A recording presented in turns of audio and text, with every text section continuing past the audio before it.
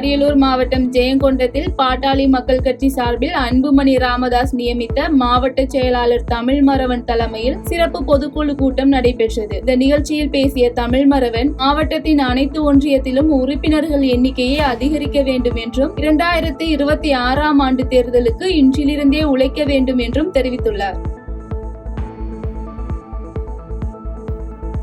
திருநெல்வேலி மாவட்டம் அம்பாசமுத்திரம் அருகே மேற்கு தொடர்ச்சி மலை வனப்பகுதியில் சாரலுடன் கூடிய மிதமான மழை பெய்ததால் அப்பகுதி மக்கள் மற்றும் சுற்றுலா பயணிகள் மகிழ்ச்சி அடைந்துள்ளனர். மேலும் தமிழகத்தில் பல்வேறு மாவட்டங்களில் வெயிலின் தாக்கம் கடந்த சில தினங்களாக அதிகரித்து வந்த நிலையில் இந்த இதமான மழையின் காரணமாக அப்பகுதியில் குளிர்ந்த சூழல் நிலவி வருகிறது.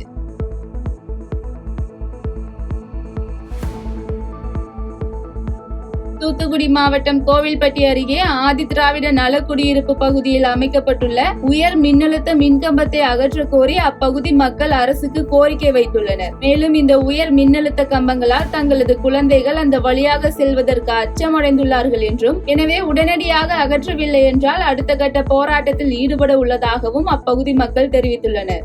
இந்த இடங்கள்ல உயர் மின்னழுத்த லைன் பின்னால அமைச்சிருக்காங்க. அது எங்களுக்கு கொஞ்சம் டேஞ்சரா இருக்கு. மழை நேரங்கள்ல நிறைய சிரமமா இருக்கு. பக்கத்துல போனாலும் எல்லாரும் ஃபீல் பண்ணாங்க. அதை கொஞ்சம் அழைச்சி தரும் மாதிரி கேட்கிறோம். எல்லாத்துக்கும் பட்டா வழங்க. ராமநாதபுரம் மாவட்டம் தனுஷ்கோடி தெற்கு கடற்கரை பகுதிகளில் கடலில் மூழ்கிய லைபீரிய நாட்டு சரக்கு கப்பல் கண்டெய்னர்களில் இருந்து வெளியேறிய பிளாஸ்டிக் சாக்கு மூட்டைகள் கரை ஒதுங்கியுள்ளது. இதனைத் தொடர்ந்து பிளாஸ்டிக் மூட்டைகள் மற்றும் முதிர்ந்து கிடக்கும் பிளாஸ்டிக் மூலப்பொருட்களை அகற்றும் வரை சுற்றுலா பயணிகள் மற்றும் பொதுமக்கள் யாரும் அதன் அருகில் செல்ல வேண்டாம் என வருவாய்த்துறை அதிகாரிகள் எச்சரிக்கை விடுத்துள்ளனர். செங்கல்பட்டு மாவட்டம் அச்சிறுபாக்கம் தேசிய நெடுஞ்சாலையில் சாலையோரம் நின்று கொண்டிருந்த ஆட்டோ மீது கார் மோதிய விபத்தில் ஆட்டோ ஓட்டுநர் பாண்டியன் நிகழ்விடத்திலேயே உயிரிழந்த சம்பவம் ஆட்டோ ஓட்டுநர்களிடையே சோகத்தை ஏற்படுத்தியுள்ளது. இதனைத் தொடர்ந்து இறந்தவரின் உடலை மீட்டு செங்கல்பட்டு அரசு மருத்துவமனைக்கு அனுப்பி வைத்த அச்சிறுபாக்கம் போலீசார் விபத்தை ஏற்படுத்திய காரை பறிமுதல் செய்த நிலையில் வழக்கு பதிவு செய்து விசாரணை மேற்கொண்டு வருகின்றனர். சிவகங்கை மாவட்டம் சிங்கம்புணரி அருகே 25 ஆண்டுகளாக புனரமைக்கப்படாத சாலையை சீரமைத்து தருமாறு அப்பகுதி மக்கள் தொடர்ந்து கோரிக்கை வைத்து வரும் நிலையில் சாலை சீரமைக்கப்படாமல் இருப்பது மக்கள் மத்தியில் அதிருப்தியை ஏற்படுத்தியுள்ளது. மேலும் பள்ளி மாணவர்கள் பள்ளிக்கு 5 கிலோமீட்டர் தொலைவில் நடந்தே செல்லும் அவலநிலை ஏற்பட்டுள்ளதால் தரமான சாலை அமைத்து அரசு பேருந்து மற்றும் மினி பேருந்துகளை இயக்க கிராம மக்கள் தொடர்ந்து அரசுக்கு கோரிக்கை வைத்து வருகின்றனர்.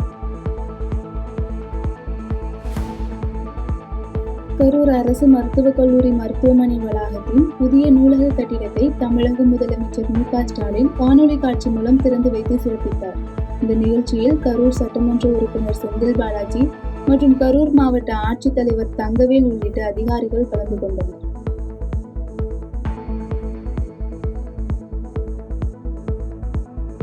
விருதுநகர் மாவட்டம் ராஜபாளையம் தனியார் மருத்துவமனையில் கார் விபத்து காரணமாக முதலுதவி பெற்ற 6 பேர் மேல் சிகிச்சைக்காக மதுரை தனியார் மருத்துவமனைக்கு அனுப்பி வைக்கப்பட்டனர். மேலும் இவர்கள் 4 ஆம்புலன்ஸ் மூலம் மதுரை தனியார் மருத்துவமனைக்கு அனுப்பி வைக்கப்பட்ட நிலையில் ராஜபாளையத்திலிருந்து 102 கிலோமீட்டர் தூரத்தில் உள்ள மதுரைக்கு ஆம்புலன்ஸ் 68 நிமிடங்களில் சென்ற வீடியோ வெளியாகி வைரலாகி வருகிறது.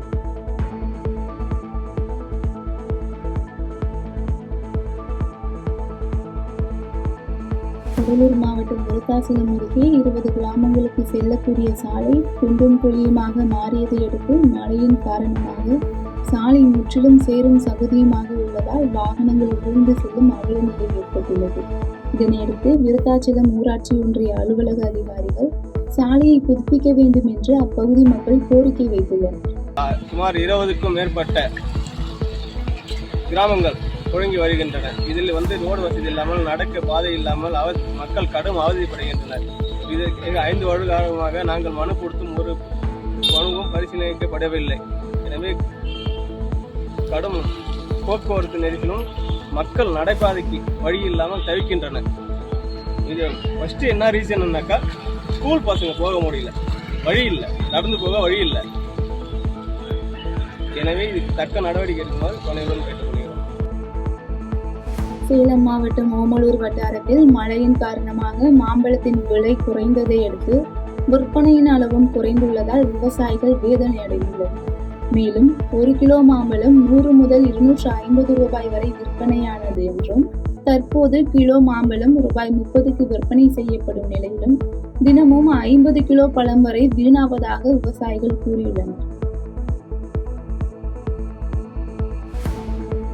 கிருஷ்ணகிரி மாவட்டம் ஊத்தங்கரை வட்டார வளர்ச்சி அலுவலகத்தில் சமூக நுகர்வோர் பாதுகாப்பு சங்கத்தின் காலாண்டு நுகர்வோர் குழு கூட்டம் நடைபெற்றது. நிகழ்ச்சியில் பேசிய சமூக நுகர்வோர் பாதுகாப்பு நலசங்க மாநில பொதுச் செயலாளர் சந்திரமோகன், ரேசன் அரிசியை கள்ள மார்க்கெட்டில் விற்பது, அடிக்கடி மின்வெட்டு ஏற்படுவது மற்றும் அரசு மருத்துவமனைகளில் பிரசவத்திற்கு வரும் பெண்களிடம் பணம் வசூலிப்பது குறித்து சம்பந்தப்பட்ட அதிகாரிகள் உரிய நடவடிக்கை எடுக்க வேண்டும் என்று கேட்டுக்கொண்டார்.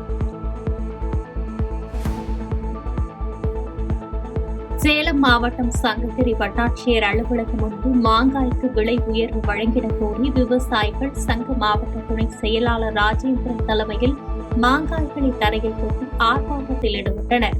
இந்த ஆர்ப்பாட்டத்தில் தமிழ்நாடு அரசு முத்தரப்பு கூட்டம் நடத்தி கட்டுப்படியான விலை கிடைத்திட வழிவகை செய்ய வேண்டும் என்றும் பாதிக்கப்பட்ட விவசாயிகளுக்கு இழப்பீடு வழங்க வேண்டும் என்பன உள்ளிட்ட பல்வேறு கோரிக்கைகளை வலியுறுத்தி கோஷங்கள் எழுப்பினர்.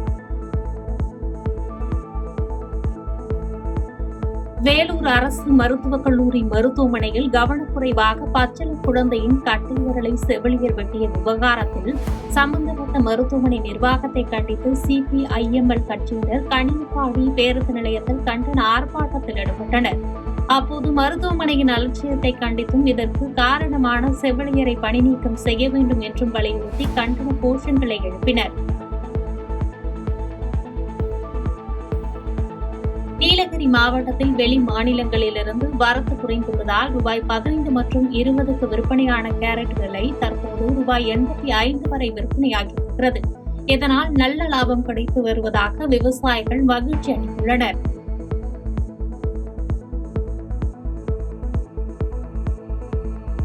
தேனி அருகே வீட்டினை அடமானம் வைத்து நிதி நிறுவனத்தில் கடன் பெற்ற பெண் கடன் தொகையை செலுத்த தாமதம் ஏற்பட்டதால் வீட்டின் சுவற்றில் நிதி நிறுவனத்தின் சொத்து என ஊழியர்கள் எழுதி சென்றுள்ளது பரபரப்பை ஏற்படுத்தியுள்ளது. மேலும் அவதூறாக பேசி மிரட்டிய ஊழியர்கள் மீது பாதிக்கப்பட்ட பெண் காவல் நிலையத்தில் புகார் அளித்துள்ள நிலையில் போலீசார் விசாரித்து வருகின்றனர். ரூபாய் 25 லட்சம் மதிப்பீட்டில் தரமற்ற முறையில் கட்டப்பட்டு இடிந்து விழுந்த நிழற்குடை தற்போது 58 இருக்கைகள், 8 மின்விசிறிகள், LED டிவி மற்றும் சுத்திகரிக்கப்பட்ட குடிநீர் வசதிகளுடன் மீண்டும் சீரமைக்கப்பட்டு இன்று திறக்கப்பட்டது. இந்த நிகழ்வில் மாவட்ட ஆட்சித்தலைவர் பிரசாந்த் மற்றும் ரிஷிவந்தியம் சட்டமன்ற உறுப்பினர் வசந்தம் கார்த்திகேயன் ஆகியோர் கலந்து கொண்டு நீழற்குடையை திறந்து வைத்து பொதுமக்கள் பயன்பாட்டிற்கு கொண்டு வந்தனர். திருவாரூர் மாவட்ட ஆட்சியர் அலுவலகம் முன்பு பல்வேறு கோரிக்கைகளை வலியுறுத்தி தமிழ்நாடு அனைத்து சத்துணவு அங்கன்வாடி ஓய்வூதியர் சங்கம் சார்பில் கருப்பு உடை அணிந்து ஆர்ப்பாட்டம் நடைபெற்றது. அப்போது ஆர்ப்பாட்டத்தில் ஈடுபட்டவர்கள் கருப்பு கலர் சீலை கட்டி கருப்பு வண்ண ரவுக்கு போட்டு போராடத்தான் வாரம் முன்பு பழைய பென்ஷனை தருவீர்களாகின தங்களது கோரிக்கைகளை வலியுறுத்தி சினிமா பாடல் மற்றும் பாடல் பாடினர்.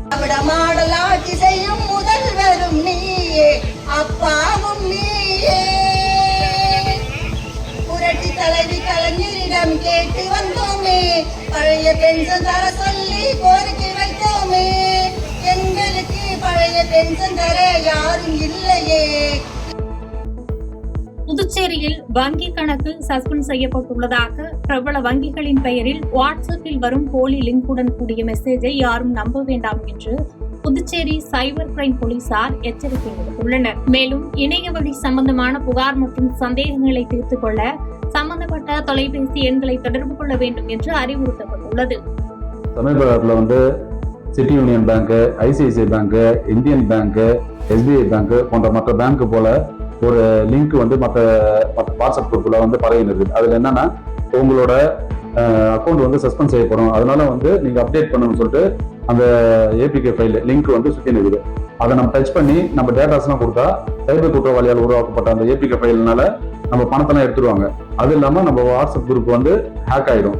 அது இல்லாம அந்த வாட்ஸ்அப் குரூப் நம்ம வாட்ஸ்அப் குரூப் மட்டும் ஹேக் ஆகாம நம்மளோட குரூப்ல இருக்கிற மற்றவங்களோட வாட்ஸ்அப் குரூப்பும் ஹேக் ஆயிடும்.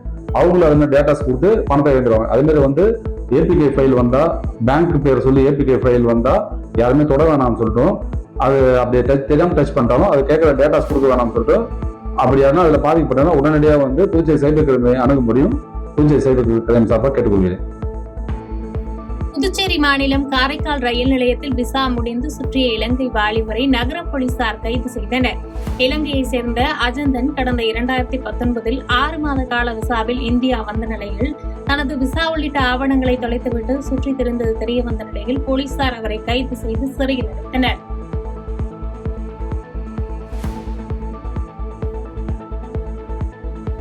கடலூர் மாவட்டம் விருத்தாசலம் அடுத்த கார்குடல் கிராமத்தின் சாலையில் குளம் போன்று தேங்கி நிற்கும் சாக்கடை கழிவு நீரால் அப்பகுதி வாசிகள் பல்வேறு இன்னல்களை சந்தித்து வருகின்றனர். கழிவுநீர் வாய்க்கால் ஆக்கிரமிப்பு செய்யப்பட்டுள்ளதால் சாக்கடை கழிவுநீர் வெளியே செல்ல முடியாமல் சாலையில் குளம் போன்று தேங்கி நிற்கும் நிலையில் ஆக்கிரமிப்பை அகற்றி வாய்க்காலை தூர்வார வேண்டும் என்று பொதுமக்கள் கோரிக்கை வைத்துள்ளனர்.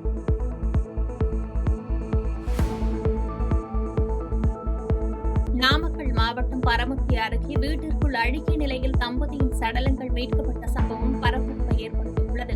இது தொடர்பாக வழக்கு பதிவு செய்த பரமத்தி போலீசார் கடன் தொல்லையால் தம்பதி தற்கொலை செய்து கொண்டார்களா உள்ளிட்ட பல்வேறு கோணங்களில் தீவிர விசாரணை நடத்தி வருகின்றனர்.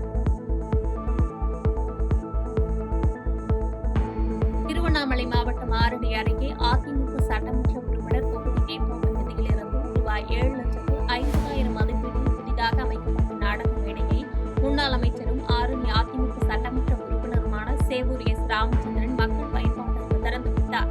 இந்த நிகழ்வில் ஒன்றிய செயலாளர்கள் திருமால், ஜெயபிரகாஷ், நகர செயலாளர் அசோக்குமார் உள்ளிட்ட பலர் கலந்து கொண்டு சிறப்பித்தனர்.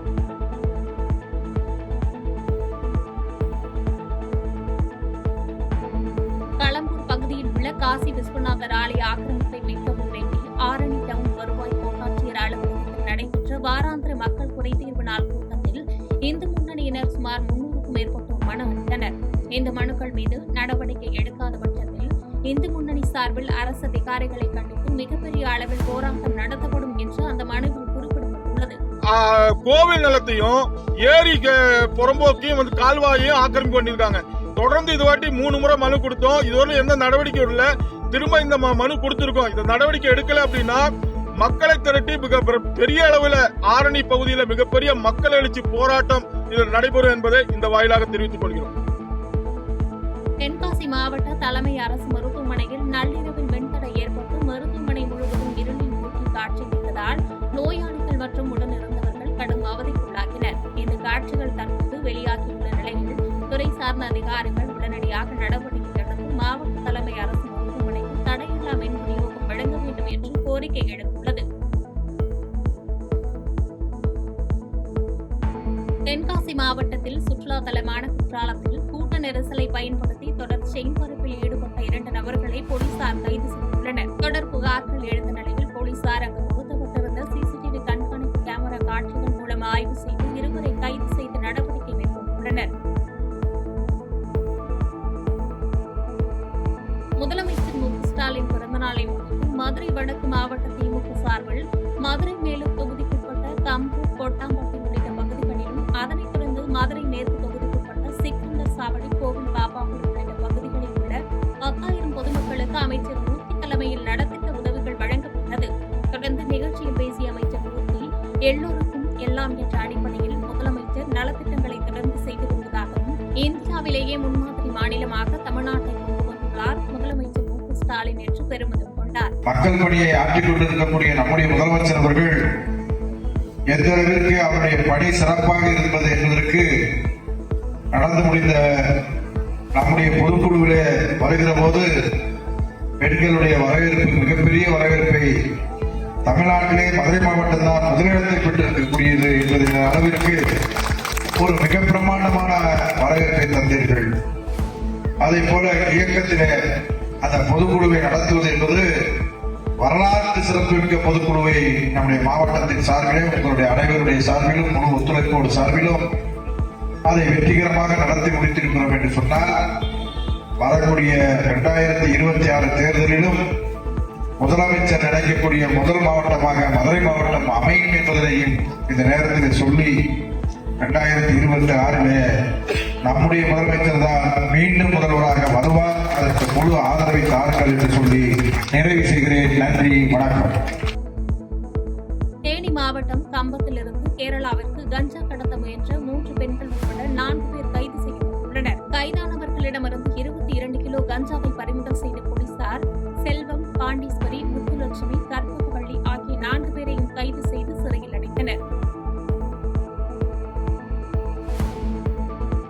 கோவை புளியகுளம் பகுதியில் அந்தோனியார் ஆலய தேர் தயாரிக்கும் இடத்தில் மத கலவரத்தை தூண்டும் விதமாக பெட்டிக்கடை வைத்து பாஜக கொடி கட்டி இடையூறு செய்ததாக கண்டித்து ஊர் பொதுமக்கள் சாலை மறியலில் ஈடுபட்டனர்.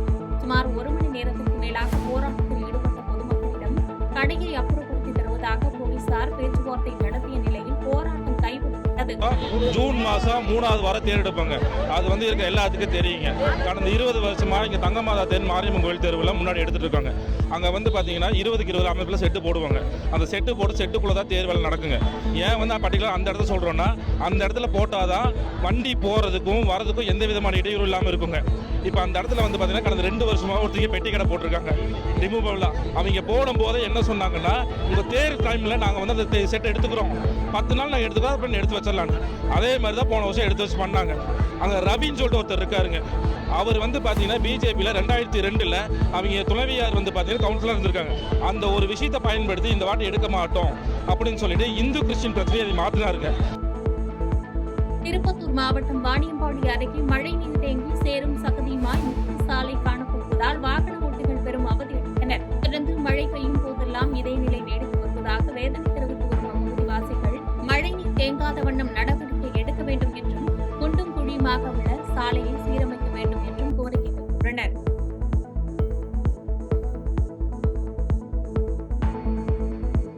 மயிலாடுதுறை அருகே கழுக்காணி மொட்டத்தில் அமைந்துள்ள ஆதிப்பிள்ளை காளியம்மன் கோயிலில் 20ஆம் ஆண்டு பால்குட கரக திருவிழா வெகு விமர்சையாக நடைபெற்றது.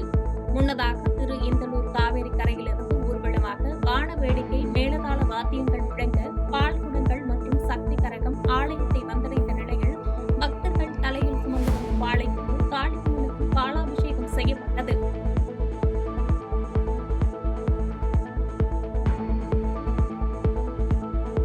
செய்திகளை உடனுக்குடன் தெரிந்து கொள்ள கீழ்கண்ட கேபிள் மற்றும் டிடிஎச் நெட்வொர்க்குகளில் எம்நாடு செய்தி தொலைக்காட்சியை காணுங்கள்.